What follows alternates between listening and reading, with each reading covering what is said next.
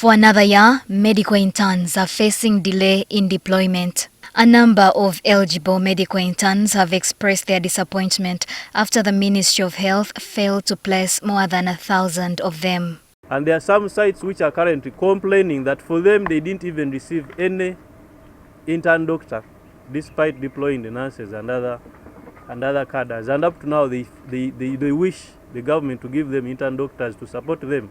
The Ministry of Health reports that 2,706 interns are eligible for placement this year, along with 743 senior house officers. With a budget of 35.6 billion shillings allocated for both groups, the ministry has only managed to deploy around 1,000 interns.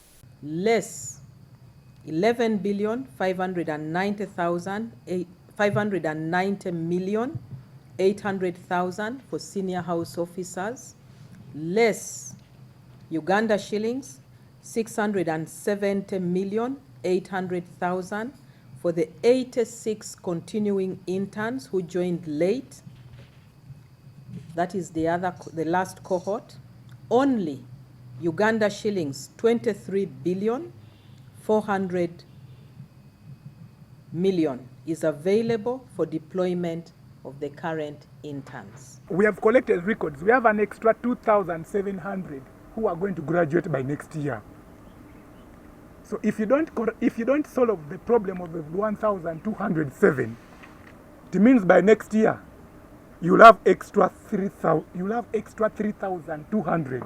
The ministry attributes this shortfall to insufficient funding and shortage of specialist supervisors. The Uganda Medical Association is urging the government for immediate supplementary funding to resolve the crisis.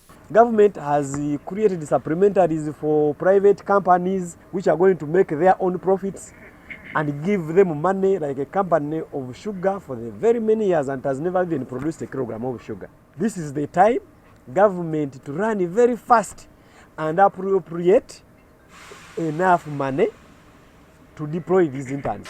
These young people are seeing what is going on. There is a perception that there is a lot of money in government, but the money is being used for corporate social responsibility.